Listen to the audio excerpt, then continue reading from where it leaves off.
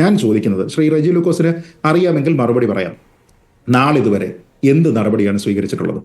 നയമെന്ന് പറയുന്നത് പേപ്പറിൽ അടിച്ചു വെക്കാനുള്ളതല്ലോ. നമ്മൾ ഈ പറയുന്നത് പോലെ ക്യാബിനറ്റ് നോട്ട് എന്ന് പറയുന്നത് വെബ്സൈറ്റിൽ വെറുതെ അപ്ലോഡ് ചെയ്തിടാനുള്ളതല്ല എന്ന് പറയുന്നത് പോലെ ഇതാണ് സർക്കാരിന്റെ നയമെങ്കിൽ ആ നയത്തിനെ ഇംപ്ലിമെന്റ് ചെയ്യുന്നതിന് വേണ്ടിയിട്ടുള്ള എന്ത് പ്രാരംഭ നടപടി സർക്കാർ സ്വീകരിച്ചിട്ടുണ്ട്? ഏതെങ്കിലും രീതിയിലത്തേക്കുള്ള ഒരു നോട്ടിഫിക്കേഷൻ ഇറക്കിയോ? അതിനുശേഷം ഇവിടെ ടെൻഡർ പറഞ്ഞോ? ഇനി അതല്ല എങ്കിൽ ഒരു കമ്പനി വരികയാണ് എങ്കിൽ ശരി, ഇതാ ഒരു കമ്പനി വന്നിട്ടുണ്ട്, ഇന്ന സൗകര്യങ്ങളാണുള്ളത്, മറ്റുള്ള ആൾക്കാർക്കും ഇതിൽ പാർട്ടിസിപ്പേറ്റ് ചെയ്യാം എന്ന് സർക്കാർ പറഞ്ഞോ? ഇല്ല.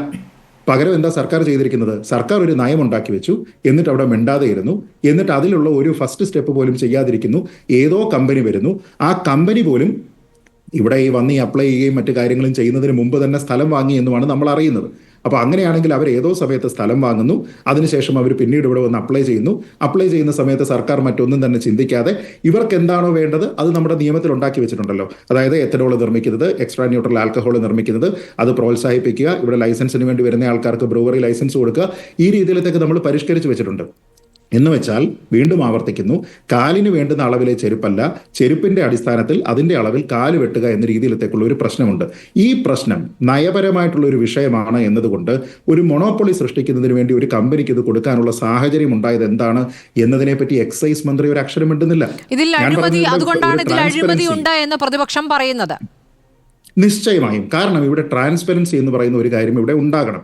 നമ്മൾ ഇതിനു മുമ്പ് കേട്ടിട്ടുള്ള പല കമ്പനികളുണ്ട് അല്ലേ? ഇ മൊബിലിറ്റിയുമായി ബന്ധപ്പെട്ട് നമ്മൾ ചില കമ്പനികളുടെ പേര് കേട്ടു, ഹസ്കോണിങ് എന്നൊക്കെ പറഞ്ഞ് കമ്പനികളുടെ പേര് കേട്ടു, അതേപോലെ സ്പ്രിംഗ്ലറിന്റെ പേര് കേട്ടു. ഇവർ മാത്രമല്ല ഈ മേഖലയിലൊക്കെ വർക്ക് ചെയ്യുന്നത്. അപ്പോൾ ഇവിടെ നമുക്ക് എന്തെങ്കിലും രീതിയിലത്തേക്കുള്ള ഒരു റിസോഴ്സ് ഓപ്പൺ ചെയ്യാൻ പോകുന്നുണ്ടെങ്കിൽ ഇത് കേവലം ഒരു ടെക്സ്റ്റൈൽ നിർമ്മാണ കമ്പനി പോലെയല്ല. അപേക്ഷിക്കുന്ന ആൾക്കാർക്ക് എല്ലാവർക്കും ലൈസൻസ് കൊടുത്ത് ശരി നിങ്ങൾ എല്ലാവരും തുടങ്ങിക്കോളൂ, ഞങ്ങൾ വ്യവസായ സൗഹൃദമാണ് എന്ന് പറയുന്നത് പോലെയുള്ള ഒരു വിഷയമല്ല. കാരണം മദ്യത്തിന്റെ ഉപഭോഗവും ലഭ്യതയും എന്ന് പറയുന്നത് പോളിസി മാറ്ററാണ്. അതേപോലെ തന്നെ നമ്മുടെ ഭൂവിഭവങ്ങൾ എന്ന് പറയുന്നത് പരിമിതവുമാണ്. ആ കാര്യത്തിന്റെ വിനിയോഗം നടക്കുന്ന സമയത്ത്, അതിലൊരു ട്രാൻസാക്ഷൻ ഉള്ള സമയത്ത് ട്രാൻസ്പെറൻസിയും ലെവൽ പ്ലേയിങ് ഫീൽഡും മസ്റ്റാണ്. അടുത്തത്, ഈ പ്രധാനപ്പെട്ട രണ്ട് പ്രശ്നങ്ങൾ അവിടെ ബാക്കിയാണല്ലോ. പരിസ്ഥിതി പ്രശ്നം. ഞാൻ ചോദിക്കട്ടെ, പഞ്ചാബിൽ ഈ കമ്പനി ഇവരുടെ ഫാക്ടറി അടച്ചുപൂട്ടുന്നതിനുള്ള പ്രധാനപ്പെട്ട കാരണം എന്തായിരുന്നു? അവിടെയുള്ള ഭൂഗർഭജലം ഉൾപ്പെടെയുള്ള കാര്യങ്ങൾ മലിനപ്പെടുത്തി. അവിടെ ആൾക്കാർ വെറുതെ കുഴിക്കുന്ന സമയത്ത് പോലും കണ്ടാമിനേറ്റഡ് വാട്ടർ കിട്ടുന്നു. എയർ പൊല്യൂട്ട് ചെയ്തു, ലാൻഡ് പൊല്യൂട്ട് ചെയ്തു. ഞാൻ ചോദിക്കട്ടെ, ഇവരുടെ കോൺട്രാക്റ്റിൽ ഇവർ പൊല്യൂട്ട് ചെയ്തുള്ളൂ എന്ന് പറഞ്ഞിട്ടൊരു ക്ലോസ് ഉണ്ടായിരുന്നു? എന്തായാലും അങ്ങനെ ഒരു ക്ലോസ് ഇല്ല എന്നറിയാമല്ലോ. എന്ന് വെച്ചാൽ നിങ്ങൾ അവരുമായിട്ട് ഏർപ്പെടുന്ന കോൺട്രാക്ച്വൽ ആയിട്ടുള്ള ഒബ്ലിഗേഷൻസ് എന്തൊക്കെയാണോ അതിന് വിരുദ്ധമായിട്ട് ഈ കമ്പനി പ്രവർത്തിച്ചിട്ടുണ്ട് എന്നുള്ളതാണ് പ്രശ്നം. അതുകൊണ്ട് പാരിസ്ഥിതികമായിട്ടുള്ള ഒരു ഇമ്പാക്ട് ഇവിടെ ഉണ്ടാകും എന്നുള്ള രീതിയിലത്തേക്കുള്ള കർഷകരടക്കമുള്ള ആൾക്കാരുടെ ഒരു ആശങ്ക എന്ന് പറയുന്നത് ജസ്റ്റിഫൈഡ് ആണ്.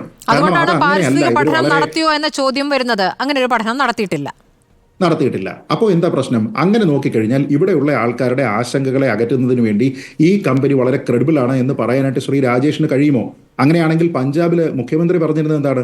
പഞ്ചാബിന്റെ ഭൂമിയെയോ വായുവിനെയോ ജലത്തിനെയോ മലിനപ്പെടുത്താൻ ഒരാളെയും ഞങ്ങൾ അനുവദിക്കില്ല, അതിൽ പിന്നിൽ ഒരു കമേഴ്സ്യൽ ഇൻട്രസ്റ്റും ഉണ്ടാകാൻ പാടില്ല എന്ന് പറഞ്ഞുകൊണ്ട് സർക്കുലർ ഇറക്കിയിട്ട് മുഖ്യമന്ത്രിയാണ് ഓർഡർ ഇടുന്നത് ഈ കമ്പനി അവിടെ അടച്ചുപൂട്ടുന്നതിന് വേണ്ടിയിട്ട്. അപ്പോൾ അങ്ങനെയുള്ള ഒരു കമ്പനി വളരെ എക്കോ ഫ്രണ്ട്ലി ആണ് എന്നൊക്കെ ഇവിടെ നിന്ന് പറഞ്ഞു കഴിഞ്ഞാൽ ഇന്നത്തെ കാലത്ത് ആൾക്കാർക്ക് ഇൻഫർമേഷൻ ഫിംഗർ ടിപ്സിലാണ് എന്നുള്ളത് മനസ്സിലാക്കുക. ഇനി അടുത്തത് ഇതിലുള്ള ക്രിമിനൽ കേസുകളാണ്.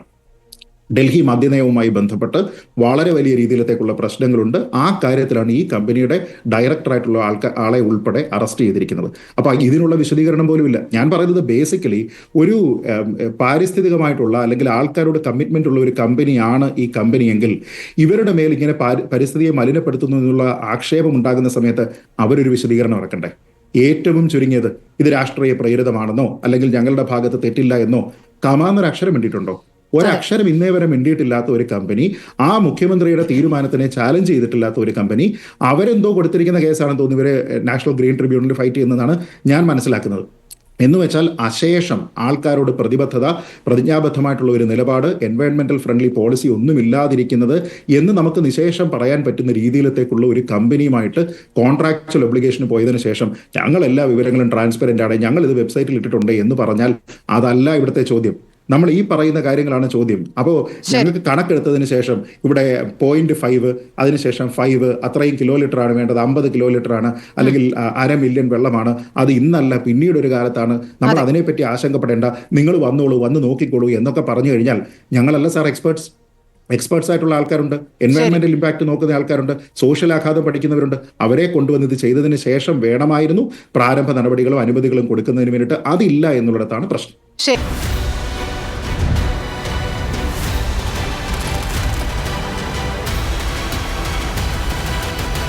ഡിബേറ്റ് വിത്ത് സ്മൃതി പരുത്തിക്കാട്.